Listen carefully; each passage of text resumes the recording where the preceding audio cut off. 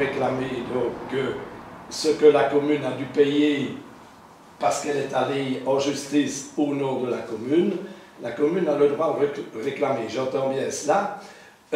Maintenant, je voudrais savoir, dans ce cadre-ci, est-ce que la commune a une assurance qui la couvre dans l'intégralité des frais qui lui sont occasionnés pour aller en justice? Donc, pour répondre à votre question, il y a trois choses. C'est vrai que le privé était sur d'autres points au recours au Conseil d'État contre le permis, a eu gain de cause deux fois et le permis a été réaccordé et modifié. Maintenant, sur le point où elle a attaqué, où elle s'est trompée, ce n'était pas lié aux deux autres points attaqués au Conseil d'État. Et là, il y a là, le jugement était différent, et c'est sur ce point-là qu'on veut récupérer notre argent. Et pour répondre à votre question, à ma connaissance, nous ne sommes pas couverts étant donné que nous attaquons, c'est pas comme si nous nous défendions, donc à ma connaissance, ce sera à charge communale. Donc c'est sûr que cette opération-là sera peut-être blanche, et peut-être que ça nous coûtera. Donc je dois l'avouer à tout le monde avant que tout le monde le vote, mais c'est sur le principe qui nous semble opportun de prendre une position qui défend l'intérêt de la commune. Tout le monde, effectivement, est censé savoir que le solde sera peut-être négatif, étant donné que dans ces courriels, votre avocat vous a bien précisé que le montant à récupérer était faible et que les charges de justice seront peut-être supérieures à ce montant. Tout à fait. Il vous a demandé votre avis, vous avez dit que par principe, vous vouliez qu'on aille en justice, même si cela va coûter aux finances communales. Oui. Vous me dites que vous n'êtes pas assuré. Ça me gêne un petit peu parce que moi aussi, j'ai un point commun avec vous, je suis un homme de principe. Et le principe que j'ai, moi, c'est de dire, il me semble qu'un mandataire communal doit absolument veiller à la pérennité des finances qui lui sont confiées par les citoyens lorsqu'ils l'ont élu. Et que ça me paraît contraire au bon fonctionnement communal d'aller en justice en sachant qu'on ne gagnera rien. Est-ce qu'il n'y a quand même pas des cas où il vaut mieux dire, ben, on ne va pas, tant pis, si c'est pour aller perdre 200 €, perdons pas 200 € et notre temps, et on les allait la faire ainsi. Donc moi, en mon âme et conscience, pour ce projet-ci, je dirais non. Mais voilà, c'est un positionnement que je ne discute pas, je vais le concevoir. Maintenant, je pense que justement, si on veut être garant des finances communales, c'est d'envoyer quand même un message aux gens qu'ils aillent en justice. S'ils vont en justice chaque fois qu'ils sont contre un point, même s'ils sont dans leur tort, on n'en finira plus et ça coûtera très cher à la commune de chaque fois supprimer ces points-là. Donc là, on envoie le message une fois, ça ne va pas coûter non plus des dizaines de milliers d'euros. Hein. Bon. C'est aller récupérer de l'argent que notre avocat estime qui nous est dû. Donc voilà ce que je vous propose. Après, il n'y a pas une garantie de résultat. Donc ça, j'ai été très clair. Je crois que le dossier est très clair. Il n'y a rien qui est caché dans le dossier, comme vous l'avez souligné. L'avocat le dit lui-même. Donc voilà, maintenant c'est votre position et je la respecte aussi. Je propose qu'on vote le point. Oui. Oui. Oui. Oui. Oui. Oui. Oui. Oui. Oui. Oui. Oui. Non. Oui. Alors, point 18, permis unique numéro 20/1 au Nantes-Lin SANJ Electrabel pour la construction et l'exploitation de 6 éoliennes. Donc, je ne vais pas tout vous lire. En gros, le permis a été octroyé pour la construction de 6 éoliennes. Donc, je vais vous rappeler peut-être la procédure qui est un peu particulière. Donc, c'est un permis qui n'est pas un permis traditionnel, c'est un permis unique. Donc il y a c'est délivré par deux fonctionnaires. Le fonctionnaire délégué technique, à l'inverse d'un permis simple délivré par le fonctionnaire délégué. La commune a pu rendre un avis, elle ne pouvait rendre qu'un avis. Soit elle rendait un avis, soit elle n'en rendait pas. Donc elle a décidé, enfin je dis la commune, le collège, mais c'est une compétence du collège, de rendre un avis négatif sur la construction de ces éoliennes pour plusieurs facteurs qui ont été détaillés notamment dans la motivation et dans le recours, vous avez connaissance. Donc les fonctionnaires délégués ont décidé de délivrer le permis. Donc il y avait la possibilité, que ce soit pour des riverains, que ce soit pour d'autres communes, pour la nôtre d'aller en recours au niveau de la région wallonne. Donc nous avions décidé d'aller en recours, nous avons pris un avocat qui a formulé plusieurs remarques sur le projet. Il y a eu 17 recours à ma connaissance, la commune de Fouron, l'Université de Liège, les riverains à titre privé, ainsi que d'autres, je pense, établissements publics. Donc les recours ont été analysés donc, par l'auditeur du gouvernement wallon. Donc ces fonctionnaires-là du gouvernement wallon ont proposé aux deux ministres compétents, à savoir le ministre de l'Aménagement du Territoire, Louis Borsuc, et la ministre Tellier de l'Environnement, de refuser l'octroi du permis en avançant certains éléments repris dans les recours de différents participants. Donc ils donnaient raison au recours en disant que ce permis-là n'a pas lieu d'être d'un point de vue urbanistique. Donc une éolienne était critiquée sur son implantation trop proche des fourreaux. Une autre était critiquée parce que dans un site à caractère paysager, celle entre les deux n'aurait plus d'intérêt à se retrouver isolée, et on ne détruit pas un paysage pour seulement 3 éoliennes, sans parler du fait qu'il y en a une sur terrain du CPS et que le CPS ne s'est pas engagé à laisser construire une éolienne sur son terrain.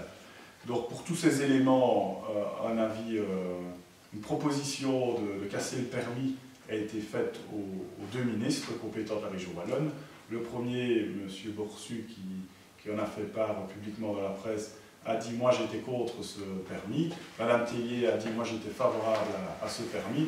Étant donné qu'ils ne se sont pas mis d'accord, donc le permis, il n'y a pas eu d'avis rendu, donc ils ne sont pas pris position, donc les recours sont tombés à l'eau. Donc le permis reste octroyé. Donc le permis reste octroyé, c'est dans la situation où on se retrouve aujourd'hui. Donc Engie peut commencer à construire ces 6 éoliennes sur les différents terrains, sauf une des éoliennes sans l'accord du CPS. Donc ici, ce qui vous est proposé, c'est de permettre au collège d'aller en recours au Conseil d'État contre ce permis.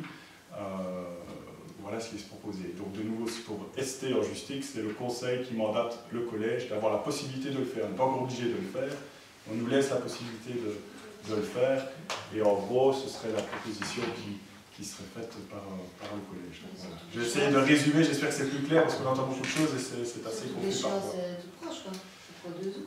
S'il vous plaît. L'échéance est toute proche. Oui, donc il y a plusieurs possibilités. Donc il y a un recours pour suspendre la décision, donc pour aller assez vite, parce que si Engie voulait commencer à construire, là on peut aller en recours pour suspendre la décision, donc ils doivent alors attendre le recours en annulation avant de pouvoir reconstruire les éoliennes.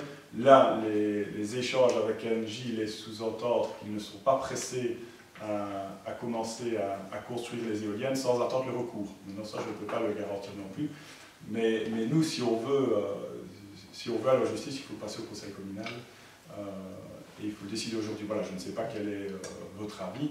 Je pense qu'il y avait un avis des différents groupes politiques pour le refus de ces éoliennes. On a reçu des courriers, notamment durant l'enquête publique. Donc ici, ce qu'ils aient demandé à tout le conseil communal, est-ce qu'on va dans le même sens pour aller en recours au conseil d'État contre le permis.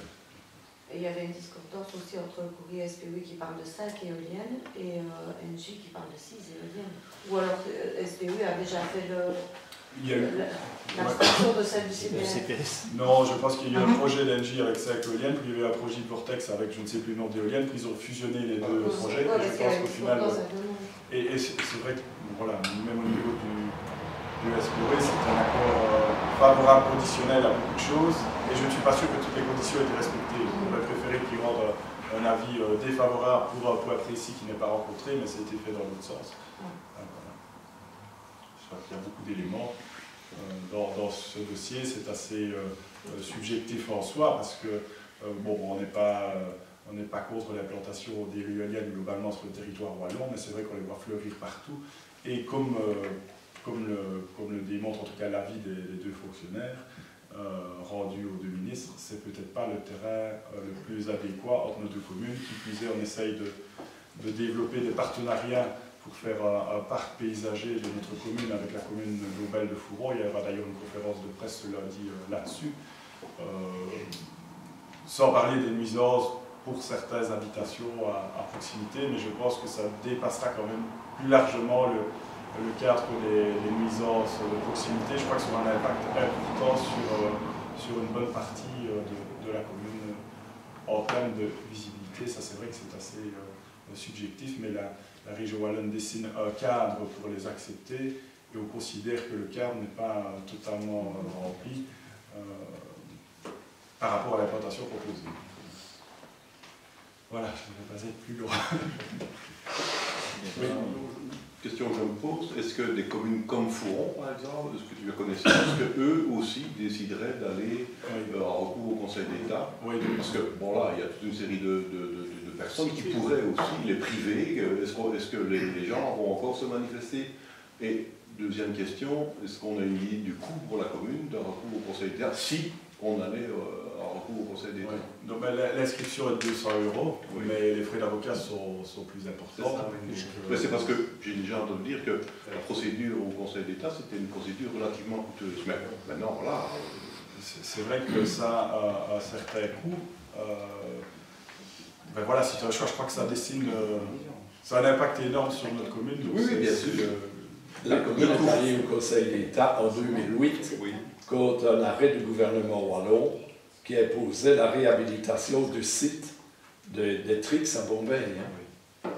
Et à ce moment-là, le Conseil d'État a tranché que l'arrêté n'était pas justifié et il ne pouvait pas faire porter la charge aux propriétaires des terrains.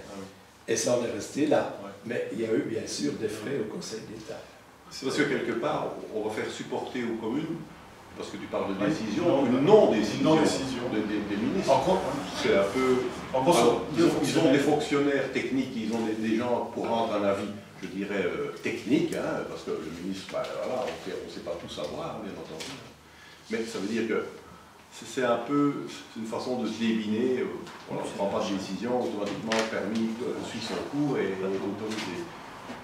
Enfin voilà, maintenant c'est une constatation. On est bien d'accord que si nous sommes d'accord de dire ben, l'implantation des éoliennes ne nous convient pas à cet endroit-là, on prend la décision d'utiliser toutes les mesures possibles pour que l'implantation ne se fasse pas. C'est un grand débat. Hein, oui, c'est parce que on le voit bien d'un autre côté, on pourrait faire un débat aussi sur la dépendance énergétique et patati patata. Enfin voilà, donc c'est vraiment difficile. Non. Voilà, mais pour répondre juste à la commune, j'ai eu un contact avec le bourgmestre de Fouron, donc ils vont recours au Conseil d'État. L'Université de Liège m'a sonné le lendemain de l'annonce. Mais dans quelle mesure l'université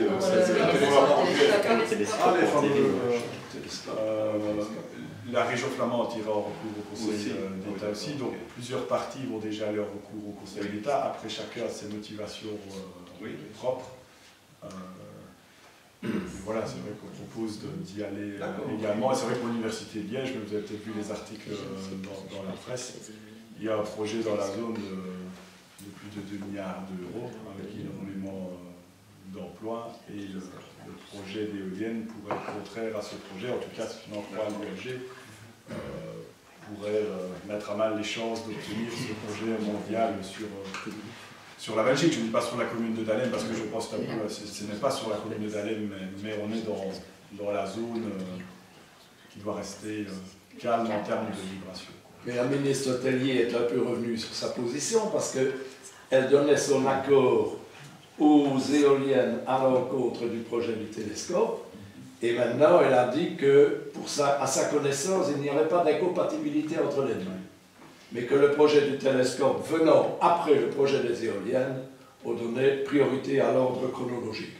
Là, je suis... Ouais, c'est vraiment un peu perturbé aussi d'entendre ça. Ouais. Mais c'est vrai, c'est ce qu'elle a dit. Il y a eu une question parlementaire, et c'est ce qu'elle a dit. Okay. Mais cette histoire de télescope, on en avait déjà entendu parler avant les éoliennes. Moi, j'en avais pas entendu parler il y a 1 an. C'est au moment de rendre notre avis sur le permis que l'Université de Liège s'est manifestée auprès de nous. Sinon, je n'en avais pas connaissance. Voilà, maintenant on en a connaissance. Une conférence a été faite aussi au mois de février, au mois de mars, où de nombreux ministres étaient présents au gouvernement wallon pour soutenir le projet. Donc c'est ça qui nous étonnait aussi. Et je peux dire que même chez nos voisins, je parle des Pays-Bas, on a eu en contact avec un représentant de notre pays voisin. Ils avaient un budget de 900 millions prévu dans le projet. et ils ne comprennent pas que pour 6 éoliennes, qui plus est où un fonctionnaire rend un avis négatif sur le permis, la région wallonne accepte l'octroi. Donc c'est assez perturbant quand même. Oui, parce que là, le périmètre Lissour, il y a quand même les deux lignes de Fluxis là qui passent. Ouais. Je suis un petit peu étonné de l'endroit où... Pour les implantes. Oui. Voilà. C'est la proposition qui est faite. Et financièrement, on viendrait à perdre au Conseil d'État, on n'aurait pas le choix, elles seront construites. Et on aura une taxe qui nous remboursera notre procédure. On augmentera la taxe. Mais est-ce que éventuellement Parce qu'on doit être cohérent aussi avec le la recours décision ne de marche marché pas? départ. Est-ce que la commune va On céder doit être quand même cohérent sur avec l'implantation le sur le départ territoire du aussi. CPS? Enfin, la commune ou le CPS? Bon, le CPS n'a pas donné son accord. Oui. C'est au CPS à décider. Moi, je trouve que la logique serait que non. Oui, ben, c'est ça. De nouveau, c'est pour garder une même logique. Donc, je pense Donc ça veut dire que le promoteur, on lui dirait, au lieu de faire 6 éoliennes, vous en faites 5, et ils vont continuer quand même. je crois que pour ça qu'il continuerait quand même à en faire, ça reste intéressant pour lui. Maintenant, c'est vrai que dans la logique, je pense qu'il faudrait ne pas accepter cette éolienne. Sinon, je ne vois pas comment on pourrait l'expliquer aux citoyens. Qui plus est, c'est la plus proche de Bernaud. Donc, c'est une manière d'éloigner la première éolienne du quartier Bernaud. D'accord. Sur les autres, on n'aura malheureusement pas d'emprise directe. Est-ce que c'est sur l'éolienne qui se situerait sur le territoire de la commune qu'Engie Electrabel voulait faire un projet participatif aux citoyens? Oui, c'est ça, il y a eu plusieurs propositions. À un moment donné, on a franchement étudié tous les cas, on n'a pas été fermé, Fabien dire c'est non pour être non, on a étudié le dossier, on a rencontré une commune, je ne sais plus quelle commune on s'est déplacé, rencontré un bourgmestre où ils ont à Clavier. Non, pas Clavier. Non, c'est pas Clavier. Modard. Modard.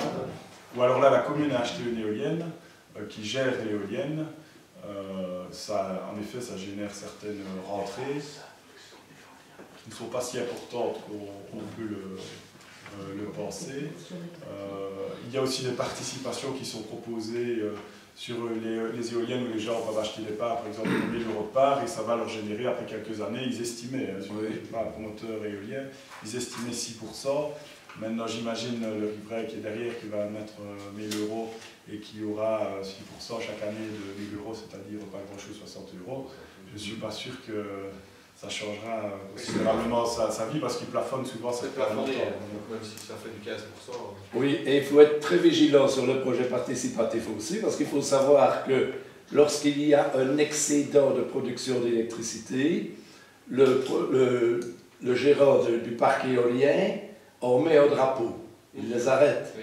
Mais s'il met celle de la commune à l'arrêt chaque fois qu'il y a un peu trop de courant, on n'a plus aucune vue sur le rendement.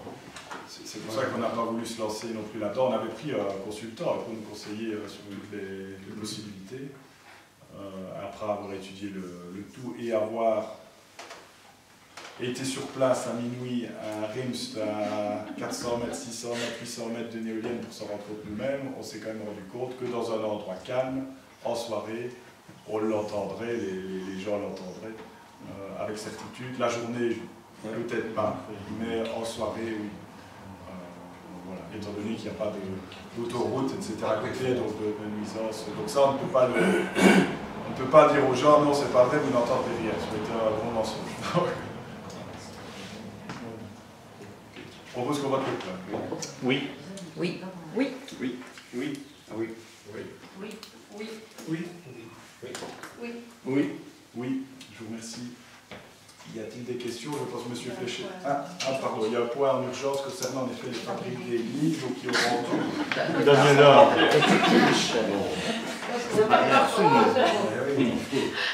Je respecte les règles. C'est le budget 2023 qu'ils ont rendu. Oui. En fait,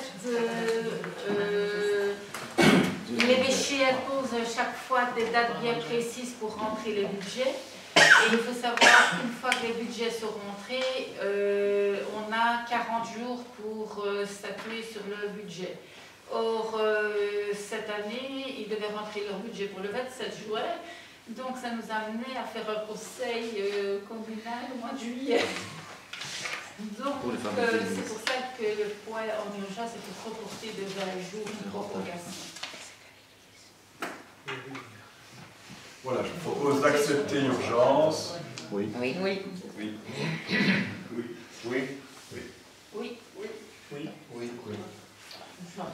Oui. Oui. C'est bien, on ne fera pas de conseil en juillet. C'est tout ça qu'on vient de voter. On est parti pour le budget de chaque église, enfin chaque fabrique.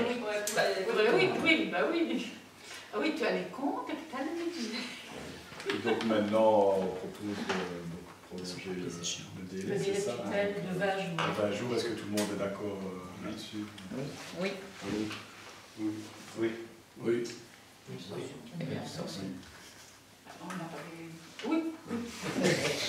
J'étais distraite. 2 fois oui contre pour 1 oui. Donc tous les points ont été approuvés, je vous remercie. Donc il n'y a pas de points supplémentaires. Maintenant il y a des questions ouvertes. On a reçu des photos de M. Fléché par rapport à un point. On n'a pas reçu la question. Vous allez avoir la question, prenez le temps d'y réfléchir. Mais je vous en prie, je vous cède la parole pour ce premier point. Oui, mais je préférerais pouvoir en débattre ici au conseil communal. Pas oublier que dans 1 an et demi, vous allez prévoir votre campagne électorale, il faut bien que j'argumente la mienne. Je me suis permis d'aller voir la piste cyclable de liaison entre Fouron et Ouarsage. La piste de Fouron est une piste cyclable très large, 3 mètres de large, et elle a été bétonnée comme ça jusqu'à la sortie du tunnel. Le tunnel étant en partie sur la région wallonne. Actuellement, comme c'est fait, la sortie, la liaison plutôt, entre la piste cyclable de Fouron et la borde bétonnée de Dahlem se fait par un entonnoir pour ramener la largeur de 3 mètres à 1 mètre dans un angle à 90 degrés, juste après un virage sans visibilité. Ce qui fait que si un cycliste venant à vitesse modérée de Fouron vers Ouarsage rencontre un autre dans l'autre sens, quelle que soit leur vitesse, ils n'ont aucune possibilité d'anticipation et c'est le frontal à coup sûr. On ne saurait pas l'éviter. Donc, il faut absolument faire quelque chose à cet endroit-là pour la sécurité, de manière à éviter les chocs frontaux. Et comme c'est bétonné, on ne sait pas faire la borde de Dahlem plus loin de façon à prendre le virage en 1,20 m de large. Donc je ne vois qu'une possibilité maintenant, c'est que Dahlem prolonge la largeur de 3 mètres sur une quinzaine de mètres de long, de façon à ce que les cyclistes aient une vue mutuelle avant de se croiser. Parce que comme c'est fait maintenant, c'est impossible d'éviter l'accident. Voilà, je pense que quand je vous disais de m'envoyer la question, c'était pour vous permettre de la poser au conseil communal, c'est pas pour vous répondre par écrit, mais qu'on aille la question pour savoir, pour pouvoir en discuter et réfléchir. Donc j'avais difficile voilà, de libérer soit ce que je vous propose, c'était voilà, on prend acte de la question, oui. Et au prochain conseil communal, on revient avec une réponse sur le point. Enfin, mais il y a une réponse sur le point, alors, il y a urgence parce qu'il y a déjà des cyclistes qui passent. Et ceux qui viennent de Fouron ont tendance à aller un peu plus vite, parce que la route est très large. Et puis tu prends le virage, c'est l'entonnoir. Quand ils arrivent d'un côté comme de l'autre, avant le tunnel, ils arrivent quand même sur un virage caché. Ils arrivent sur le virage. Des choses de chaque partie, quand on arrive sur un virage caché, c'est la même chose en voiture aussi, on modère son allure, on ne sait pas ce qui vient. À quelle vitesse veux-tu modérer un cycliste? Il doit garder une certaine vitesse pour ne pas tomber. Hein? Eh bien, 2 cyclistes en vitesse. Il peut aussi se déporter. Tu ne saurais pas. En Ouarsage, il peut se déporter sur le côté. Ah, de la bord. Oui, mais il ne saura se déporter qu'à partir du moment où il voit l'autre. Et quand il verra l'autre, ce sera trop tard. Il faut se méfier de l'autre, justement, qui arrive. Ah oui, mais alors, ne sachant pas si je vois quelqu'un venir, je ne sais pas. Tu ne saurais pas parce que tu es sur une bande d'1 mètre. Il faut sortir de chaque côté du béton, non, ça ne tient pas. Oui, il faut aller voir. Non, tu ne peux pas demander à un cycliste de quitter la bande cyclable quand il n'y a personne. Et s'il voit quelqu'un, c'est trop tard.